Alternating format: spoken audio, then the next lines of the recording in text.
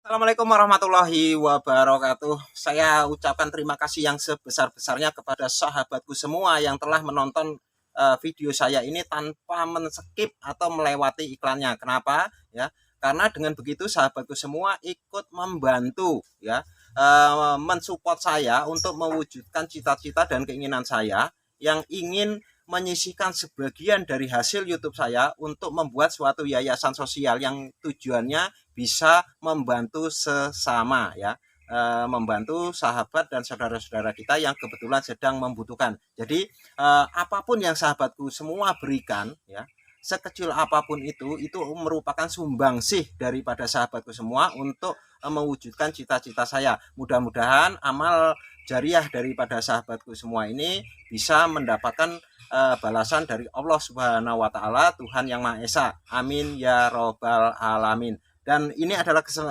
segmen Hendra menjawab. Di sini saya akan menjawab pertanyaan dari salah satu sahabat Rongso yang memiliki akun atas nama Igit Yanuar. Nah, saudara kita atau sahabat kita Igit Yanuar ini kebetulan sedang mengalami masalah ya di dalam sebuah usahanya ya, karena usahanya ini minus bahkan cenderung kolab ya.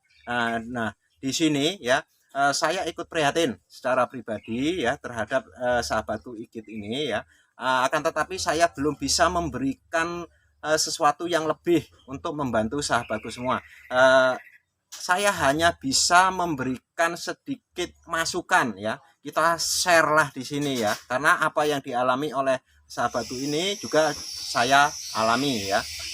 Dan juga di sini dalam membantu ya, sahabatku ini, saya hanya punya modal channel YouTube ya sahabatku. Jadi misalkan sahabatku ini atas nama Igit Yanuar ini ingin mempromosikan usahanya di channel YouTube saya, silahkan sahabatku bisa isi di kolom komentar tentang usahanya apa aja yang diterima barangnya, terus lokasinya di mana, terus nomor yang bisa dihubungi ya. Di situ nanti saya akan buatkan atau akan saya promosikan di video saya berikutnya. 2 kali video berturut-turut saya akan mempromosikan usaha sahabatku ini ya, lewat mungkin watermark atau tulisan berjalan.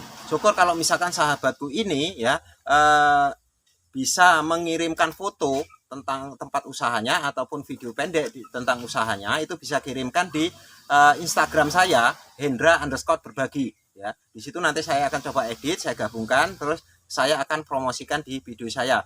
Berapa biayanya? Gratis ya. Jadi gratis total 0 rupiah ya. Jadi bagi sahabatku yang kebetulan juga mungkin mengalami hal yang sama, itulah yang bisa saya bantu. Saya akan coba membantu mempromosikan. Mudah-mudahan apa yang saya lakukan ini bisa membawa manfaat bagi sahabatku. Baiklah, masuk kepada inti pertanyaannya ya. Kenapa usahanya ini bisa minus ya, atau cenderung merosot ya, grafiknya merosot terus. Nah, di sini bukan saya bertujuan untuk menggurui, tapi di sini kita sama-sama sharing. Ayo sama-sama kita coba analisa, kita coba merenung, kita analisa kemungkinan apa yang terjadi sehingga bisa menjadi minus ya. Nah, di sini ya, berdasarkan analisa saya ini hal-hal yang bisa menyebabkan usaha itu menjadi minus bahkan cenderung kolab, itu yang pertama yaitu ada kesalahan sistem ya. Kesalahan sistem di sini yaitu salah satunya misalkan sistem penerimaan barang ya. Jadi penerimaan barang itu yang seharusnya ya, untuk menerima barang apapun itu harusnya selalu dikontrol. Jadi setelah nimbang itu dibuka ya, setelah dibuka nanti ketahuan barang-barang yang nggak masuk grade-nya ya, ini ditimbang ulang dan dipotongkan atau dihargai dengan harga yang lain. Nah, kalau sistem penerimaan barang kita begitu kita timbang langsung kita tumpuk, ini kecenderungan ya, kemungkinan besar ini akan menyebabkan kerugian. Kenapa? Ya, karena banyak sekali orang-orang yang istilahnya menjual barangnya itu ya campur aduk. Jadi menjual barang grade A tapi kecampuran grade C atau grade B ya. Jadi barang oplosan ataupun barang bom-boman. Untuk itu perbaiki cara penerimaan barangnya. Yang kedua tentang sistem keuangannya ya.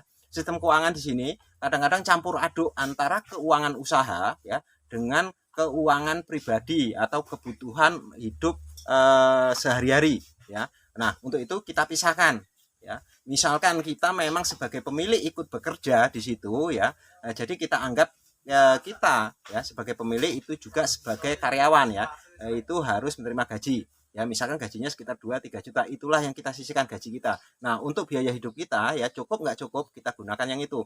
Jangan mengganggu keuangan usaha ya. Jadi pisahkan antara keuangan pribadi ya untuk keluarga dan juga keuangan usaha. Itu kalau misalkan kesalahannya karena sistem pengelolaan keuangannya. Nah, untuk yang kedua mungkin kurang efisien atau terlalu boros ya. Nah, terlalu boros ini biasanya disebabkan oleh kita yang terlalu mengedepankan keinginan dibandingkan dengan kebutuhan. Sebagai contoh misalkan kita sebenarnya butuh untuk transportasi ya itu hanya mobil sebenarnya ya. Jadi enggak harus mobil baru, tapi keinginan kita kalau bisa mobilnya yang bagus yang baru ya. Sementara sebenarnya kebutuhan kita hanya untuk transportasi mobil mungkin yang second itu sudah cukup. Atau sebenarnya kita butuhnya cuma satu, tapi keinginan kita kepingin dipandang wah kita hanya bisa memiliki lebih dari satu, padahal itu enggak sesuai dengan kebutuhan kita ya. Atau untuk sehari-hari biasanya cukup makan misalkan yang penting terpenuhi gizinya ya, tapi kita punya keinginan makan di tempat-tempat yang mewah dan lain sebagainya ya. Ini salah satu kurang efisiensinya atau terlalu borosnya karena kita lebih mengedepankan keinginan dibandingkan dengan kebutuhan. Nah selain itu boros ini juga bisa disebabkan karena terlalu besar biaya operasional ya. Sebagai contoh misalkan untuk pengambilan barang ya, yang ngambil barang hanya setengah ton ya, kita menggunakan tenaga kerja misalkan 2 orang ya, itu makan waktu setengah hari ya. Setengah hari, sementara kalau untuk 2 orang ya, 1 hari bayaran 100.000 ya. Kalau setengah hari berarti 50, 2 orang udah 100, belum ditambah dengan biaya bahan bakarnya, bensin ataupun solar misalkan 100, berarti biaya pengambilan sudah 200.000. Hanya ngambil 500 kilo atau setengah ton, berarti per kilo itu sudah kena biaya pengambilan itu sudah Rp400. Ini terlalu boros ya. Sementara untuk biaya pengambilan biasanya yang normal hanya Rp100 ya. Nah terus juga ya biaya operasional misalkan pengiriman ya, pengiriman yang harusnya ya pada ketentuannya misalkan di tonase tertentu baru kita kirim, misalkan untuk mobil kecil ya kita kirim 1,5 ton atau 2 ton, tapi barang itu masih setengah ton atau cuma 1 ton itu terpaksa kita kirim ya dengan kondisi-kondisi tertentu ya, yang harusnya 1,5 ton ini 1 ton sudah kita kirim, itu otomatis akan memperbesar biaya pengiriman ya. Itu penyebabnya kurang efisiensi ataupun terlalu boros. Nah selanjutnya yaitu beban yang kita miliki ya sekarang ini misalkan terlalu berat ya. Ini disebabkan oleh misalkan pertama yaitu modal yang kita peroleh untuk modal awal usaha ya. Jadi kalau modal yang kita peroleh untuk memulai suatu usaha itu dari uang pinjaman, apalagi nauzubillah min dzalik kalau itu sampai pinjam uang rentenir ya, ini akan menjadi beban buat kita karena pinjaman termasuk pinjaman bank sekalipun itu sebenarnya bukan untuk memulai usaha, tapi pinjaman itu adalah untuk mengembangkan usaha. Jadi modal awal sebaiknya jangan menggunakan uang pinjaman. Kenapa ya? Karena kalau kita menggunakan uang pinjaman apalagi itu uang rentenir, biasanya kita akan melakukan hal yang tidak seharusnya. Misalkan seperti saya katakan tadi ya, seharusnya kita ngirim itu pada tonase ya 2 ton ya, atau 1,5 ton atau 2 ton harus kita kirim. Nah di saat itu tonasenya baru nyampe misalkan separuhnya ya 7 kuintal atau 1 ton, tapi karena besok kita sudah harus membayar hutang atau menyicil hutang, terpaksa barang yang belum memenuhi tonase tersebut ya kita kirim ya. Dengan begitu ya sekali lagi itu sudah pemborosan ya, karena biaya operasionalnya akan semakin besar. Nah untuk itu ya kurangilah beban-beban itu ya. Jadi kalau misalkan saat ini ya sahabatku ini kebetulan sedang ada tanggungan pinjaman di bank yang misalkan angsurannya sekitar 3 jutaan 1 bulan ya, untuk mengurangi beban itu ya sahabatku bisa mengajukan ke bank ya, mengajukan relaksasi nantinya untuk diperpanjang masa waktunya ya. Dengan begitu ya angsurannya akan bisa sedikit lebih kecil dan itu berarti mengurangi beban sahabatku. Atau mungkin sahabatku kebetulan punya utang rentenir ya, kalau memang ada aset yang dijual tutuplah itu ya, karena dengan begitu akan mengurangi beban itu ya. Saya berikan clue seperti ini, misalkan sebuah kapal ya dalam proses mau tenggelam ya, upaya yang kita bisa lakukan adalah mengurangi beban kapal tersebut agar tidak cepat tenggelam ya. Jadi apa yang kira-kira memperberat di kapal itu kurangin, buang aja ya, termasuk usaha ini ya. Kalau misalkan selama ini bebannya itu terlalu berat ya untuk ngangsur sana sini ya, itu kurangilah beban itu, mulailah dengan yang baru apa adanya ya. Atau mungkin beban terlalu berat ini ya, terlalu banyak karyawan, misalkan karyawannya ada 4 atau 5 ya, sementara cash flow-nya ya, perputaran omsetnya itu tidak mencukupi untuk membayar itu ya. Nah, untuk memulai yang baru kurangilah itu, pangkaslah itu ya. Jadi cukup misalkan tenaga itu 1 atau 2 orang, yang penting memang bisa maksimal ya. Jadi manfaatkan apa yang ada, potensi yang ada saat ini ya.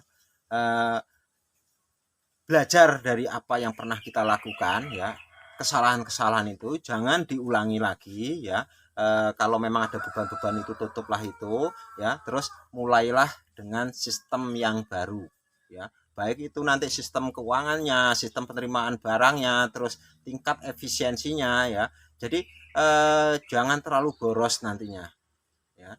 Terus juga begini ya sahabatku, kalau untuk usaha rongsok jangan terpengaruh dengan kondisi kanan kiri. Maksudnya apa? Persaingan di luar dunia rongsok itu kadang-kadang luar biasa ya. Ada misalkan kita beli kardus 2.500, yang ini ada berani 2.600, yang ini berani 2.700, yang ini berani 3.000 dan lain sebagainya. Kalau memang menurut perhitungan kita itu tidak menguntungkan, jangan kita beli. Karena apa? Kita bukan mencari pekerjaan, tapi kita mencari keuntungan. Jadi ya, gunakanlah perhitungan yang matang ya, pakailah standar kita sendiri ya. Kalau menurut kita itu tidak menguntungkan, untuk apa kita beli ya. Nah, kalau memang menurut kita ya, itu sebenarnya masih menguntungkan, hanya cara kita yang istilahnya salah. Orang berani beli 3.000, kenapa kok bisa 3.000 dapat untung? Berarti dia mungkin ya itu stornya ke tempat yang harganya lebih bagus. Kalau itu yang terjadi ya, yang bisa sahabatku lakukan adalah juga melakukan itu dengan cara memotong atau memangkas jalur distribusi ya. Misalkan selama ini yang sahabatku lakukan hanya setor ke pengepul yang lebih besar ya. Dengan begitu sahabatku nggak bisa bersaing ya, sahabatku bisa melakukan hal ya ke pengepul yang di atasnya. Jadi yang biasa tempat sahabatku ini setor itu terpaksa harus kita lompati supaya kita juga bisa bersaing di bawah. Nah, sekian ya, ini cukup panjang karena memang mudah-mudahan ini bisa dicerna ya.